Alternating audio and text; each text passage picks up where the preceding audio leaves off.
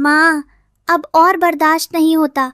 देखो ना, टीटू तोता और पिंकी चिड़िया कल ही अपनी नानी के घर चले गए। वहाँ कितनी ठंडक होगी। हाँ माँ, और नानी के घर के पास तो बड़ा सा आम का बगीचा भी है। मीठे मीठे रसीले आम सोच कर ही मेरे मुंह में पानी आ रहा है। बच्चों, अभी बाहर बहुत धूप है, थोड़ा पानी पी लो और सो जाओ। शाम को हम पास वाले तालाब तक टहलने चलेंगे। नहीं माँ, हमें कहीं टहलने नहीं जाना। हमें बस नानी के घर जाना है। हम वहाँ खूब खेलेंगे। नानी हमें कहानियाँ सुनाएंगी। आप मना क्यों कर रही हो? माँ, क्या आप हमसे प्यार नहीं करती? क्या आप नहीं चाहती कि हम भी छुट्टियों का मजा लें? मेरी जान, ऐसा मत कहो। तुम दोनों तो मेरी आँख के तारे हो। तुम्हारी खुशी के लिए तो मैं अपनी जान भी दे दूं। तो फिर चलिए ना माँ, हम आज ही निकलेंगे। अचानक उसकी नज़र एक पुराने सूखे पेड़ की एक मोटी और मजबूत टहनी पर पड़ी, जो जमीन पर गिरी हुई थी। रानो के दिमाग में एक विचार आया। माँ, आप ये क्या कर रही हो? ये लकड़ी तो बहुत भारी है, आपको चोट लग जाएगी। हाँ माँ, छोड़ दो इसे। हमें नहीं जाना नानी के घर। हम यही घर में खेल लेंगे। आप इतनी मेहनत मत करो। नहीं मेरे बच्चों, अगर इंसान ठान ले तो कोई भी रुकावट उसे मंजिल तक पहुंचने से नहीं रोक सकती। अगर हमारे पास नाव के लिए पैसे नहीं है तो क्या हुआ? तुम्हारी माँ खुद तुम्हारे लिए नाव बनाएगी। रानो चिड़िया मेहनत करके लकड़ी की नाव बनाने लगती है और कुछ ही देर में नाव बनकर तैयार हो जाती है। देखो, अब ये सिर्फ एक लकड़ी की टहनी नहीं है, ये हमारी अपनी हवाई नाव है, जो पानी की लहरों पर तैरते हुए हमें नानी के घर ले जाएगी। वाह माँ, आपने तो कमाल कर दिया। ये तो बिल्कुल किसी जादुई नाव जैसी दिख रही है। माँ, आप दुनिया की सबसे अच्छी माँ हो। चलो बच्चों, जल्दी से इस पर बैठ जाओ और इसे कस कर पकड़ लेना। याद रखना, रास्ता थोड़ा कठिन हो सकता है, लेकिन जब तक माँ साथ है तुम्हें डरने की जरूरत नहीं है। सफर शुरू हो चुका था। लकड़ी की नाव धीरे धीरे लहरों पर तैर रही है। किनारे पर लाल गुलाबों का एक विशाल बगीचा दिखाई देता है। माँ देखो, कितने सारे लाल गुलाब। ऐसा लग रहा है जैसे किसी ने जमीन पर लाल मखमल की चादर बिछा दी हो। कितनी प्यारी खुशबू है ना माँ? हाँ गुड़िया, ये गुलाब का बाग है। ये फूल हमें सिखाते हैं कि चाहे जिंदगी में कितने भी कांटे क्यों ना हो, हमें हमेशा महकते और मुस्कुराते रहना चाहिए। तुम बस टहनी को कस कर पकड़े रहना। यहाँ पानी की लहरें थोड़ी तेज है। माँ, क्या नानी का घर भी इतना ही सुंदर है? नानी का घर इससे भी सुंदर है बच्चों। वहाँ प्यार की ठंडी छांव है और ढेर सारे फलों के पेड़ है। बस थोड़ा सा रास्ता और फिर हम पहुँच जाएंगे।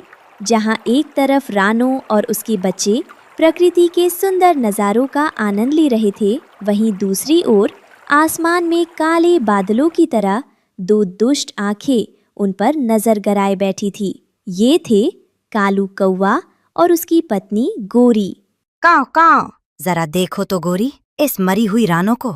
इसके पास 2 कौड़ी भी नहीं है नाव के लिए और चली है बच्चों को नानी के घर घुमाने। और देखो तो कालू, वो बच्चे कितने खुश हो रहे हैं। ऐसा लग रहा है जैसे किसी शाही जहाज पर सवारी कर रहे हों। मुझे इन गरीबों का ये सुख फूटी आंख नहीं सुहा रहा।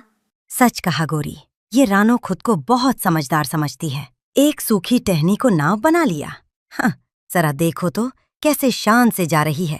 कालू, अगर ये आराम से पहुंच गए तो सब रानों की तारीफ करेंगे। कुछ ऐसा करो कि इसकी सारी होशियारी धरी की धरी रह जाए। इनका ये सफर इतना मुश्किल कर दो कि ये जिंदगी भर नानी के घर का नाम ना ले।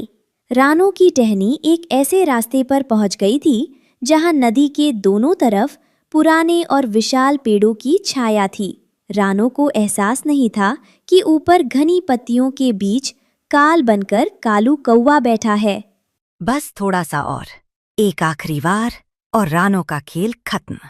कालू कौवा एक भारी और सूखी डाल को एक कुल्हाड़ी से काटने में लगा था ताकि नाव का रास्ता रोका जा सके। माँ, वो देखो, ऊपर उस पेड़ की डाल इतनी जोर जोर से क्यों हिल रही है? वहाँ तो हवा भी नहीं चल रही। कालू ने अपना काम कर दिया था। भारी लकड़ी अब सीधे बच्चों के ऊपर काल बनकर गिरने वाली थी। बच्चों, हिलो मत, जहाँ बैठे हो वहीं जम जाओ, टहनी को कस कर पकड़ लो। रानो चिड़िया चप्पू तेजी से हिलाने लगती हैं और नाव तेजी से आगे निकल जाती है। ठीक उसी पल वो भारी डाल धड़ाम की आवाज के साथ पानी में गिरती है। बाल बाल, बाल बाल बच गए मेरे बच्चों। तुम दोनों ठीक तो हो? कहीं चोट तो नहीं लगी? माँ, मैं बहुत डर गई थी। मुझे लगा वो लकड़ी हमें पानी में ले जाएगी। हमें नानी के घर नहीं जाना माँ, हमें डर लग रहा है। बेटा, भगवान हमारे साथ है, तुम बस हिम्मत मत हारना। चलो, अब हम धीरे धीरे आगे बढ़ेंगे। ये रानो तो बहुत किस्मत वाली निकली, पर कब तक बचेगी? आगे का रास्ता और भी खतरनाक है। रानो की लकड़ी वाली नाव धीरे धीरे आगे बढ़ रही थी। रास्ते में हरिया तोता और हरियाली तोती मिलते हैं। अरे रानो बहन, तुम यहाँ? और ये तुम लकड़ी की नाव पर बैठकर कहाँ जा रही हो? और साथ में नन्हे कुकू और गुड़िया भी हैं। रानो बहन, ये तो बड़ा जोखिम भरा काम है, इतनी दूर इस लकड़ी नाव के सहारे। क्या करूं भाई, बच्चों की जिद थी कि नानी के घर जाना है। पैसे थे नहीं तो बस ममता ने रास्ता दिखा दिया। बस वही पूछना था भाई, क्या हम सही रास्ते पर है? रास्ता तो यही है बहन, पर आगे का सफर थोड़ा कठिन है। अब नदी सक्रिय हो जाएगी और सामने बड़े बड़े पहाड़ आएंगे। पहाड़ों के ऊपर हवा बहुत तेज चलती है। शुक्रिया हरिया भाई, शुक्रिया हरियाली बहन। आपकी सलाह और इस फल के लिए बहुत धन्यवाद। अब हमें निकलना चाहिए। ईश्वर तुम्हारी रक्षा करे रानो बहन, संभल कर जाना। सूरज धीरे धीरे पहाड़ों के पीछे छिप रहा था।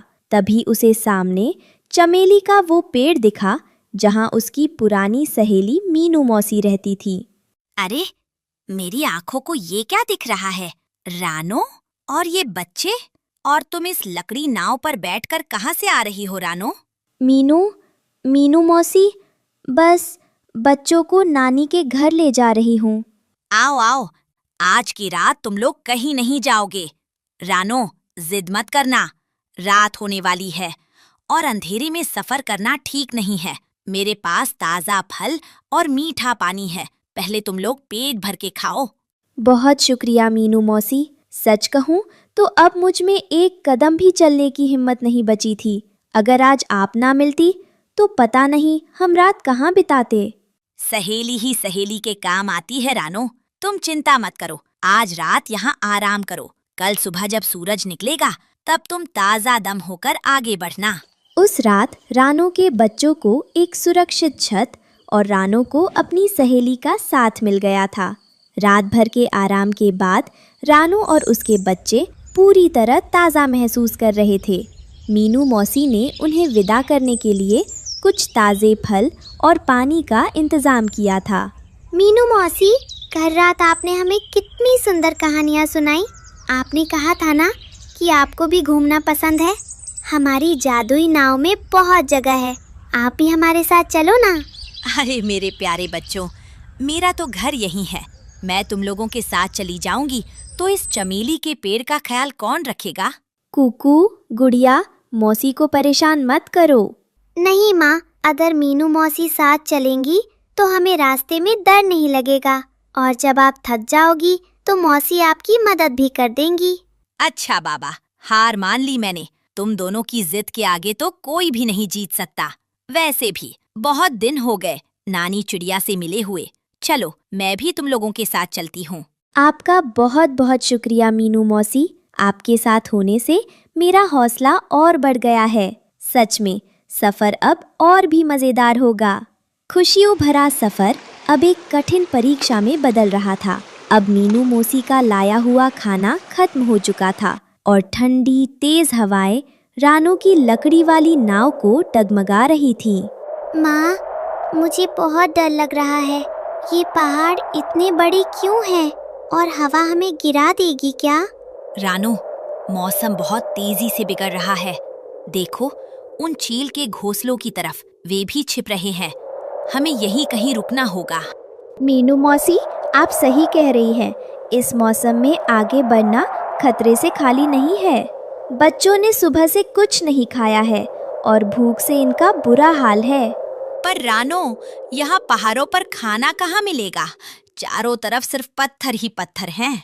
मैंने पीछे उड़ते वक्त देखा था, पहाड़ के दूसरी तरफ एक छोटा सा आम का बगीचा है। मैं जल्दी से जाकर कुछ फल ले आती हूँ। तब तक आप यहाँ बच्चों के पास रुकिए। नहीं माँ, आप हमें छोड़कर मत जाओ। हमें भूख नहीं लगी, बस आप हमारे पास रहो। मेरी बहादुर बेटी, माँ बस अभी गई और अभी आई। मीनू मौसी तुम्हारे साथ है ना? तुम बस इस पत्थर की ओट से बाहर मत निकलना। हवा बहुत तेज है।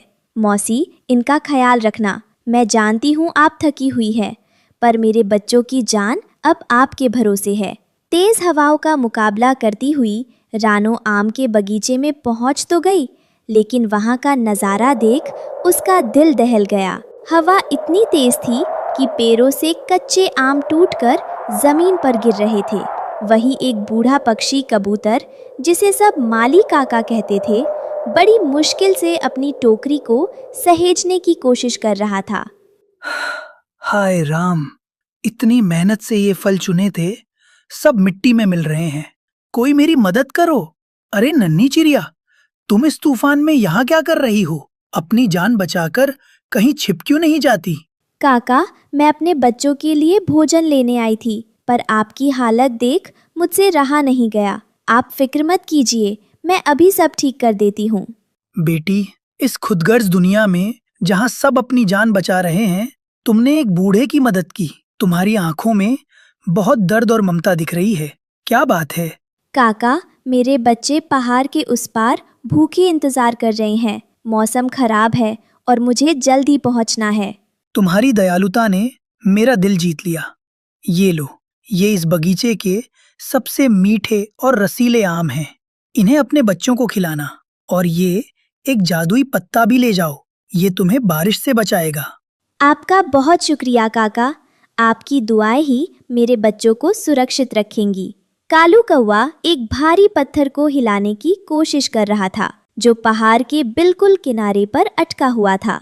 गोरी अपनी चोंच से कंकड़ नीचे गिराकर निशाना देख रही थी। काव काव, जरा और जोर, बस थोड़ा सा और। आज इस रानो का नामो निशान मिटा दूंगा। बहुत बनी फिरती है ना महान माँ। अब देखेगा पूरा जंगल इसकी तबाही।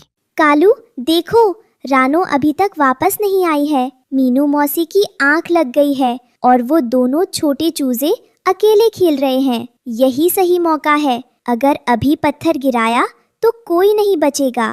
कालू पूरी जान लगाकर पत्थर को धक्का देता है। पत्थर कड़कड़ाते हुए किनारे से फिसल जाता है। पत्थर पहाड़ की ढलान पर तेजी से लुढ़कने लगता है और हर मोड़ पर उसकी रफ्तार बढ़ती जा रही थी। देखो देखो कालू, वो पत्थर सीधे रानो की उस लकड़ी वाली नाव की तरफ जा रहा है। काकाओ, अब आएगा असली मजा। जब रानो वापस आएगी तो उसे अपनी नाव की जगह सिर्फ लकड़ी के टुकड़े और पत्थर मिलेगा। मीनू मौसी थकान के कारण एक पत्थर पर सिर टिकाए गहरी नींद में थी। कुकू और गुड़िया पास ही पड़े एक सूखे पत्ते और कंकड़ से खेल रहे थे। गुड़िया, सुन, जमीन कैसे कांप रही है, जैसे कोई दानव दौड़ कर आ रहा हो। भैया, उधर देखो, वो आसमान से काला बादल नीचे गिर रहा है क्या? नहीं गुड़िया, वो बादल नहीं, वो तो बहुत बड़ा पत्थर है। मीनू मौसी, मौसी जागो, देखो ऊपर से क्या आ रहा है। रानो खुश थी कि वो अपने बच्चों के लिए भोजन ले आई है, लेकिन जैसे ही उसकी नज़र पहाड़ की ढलान पर पड़ी, उसके मुंह से आम छूटकर जमीन पर गिर गए। उसकी दुनिया उजड़ने वाली थी। कुकू, गुड़िया, हटो वहां से, भागो। बच्चे पत्थर को देखकर जम गए। रानो पहुंचती है और बिना सोचे समझे उड़ते हुए बच्चों को जोरदार धक्का देती है। बच्चे दूर घास पर जाकर गिरते हैं। मेरे बच्चों को बचा लो। जैसे ही रानो बच्चों को सुरक्षित धक्का देती है, वह खुद पत्थर की चपेट में आ जाती है। पत्थर रानो के छोटे से शरीर से टकराता है और उसे दबाते हुए रुक जाता है। क्या हुआ? ये आवाज कैसी? कुकू, गुड़िया, कहाँ हो तुम लोग? माँ, माँ, बाहर आओ ना। आपने हमें धक्का क्यों दिया? हे भगवान, ये क्या हो गया? रानो, रानो मेरी सहेली, आंखें खोलो। एक माँ ने अपनी ममता का कर्ज चुका दिया था। उसने अपने बच्चों के कल के लिए अपना आज कुर्बान कर दिया। माँ, आंखें खोलो ना। देखो, हम नानी के घर पहुँचने वाले हैं। मेरे प्यारे बच्चों, हमेशा साथ रहना। मीनू मौसी, इनका ख्याल रखना। रानो ने बच्चों को बचाते हुए अपनी जान दे दी। माँ का प्यार दुनिया में सबसे ऊपर है।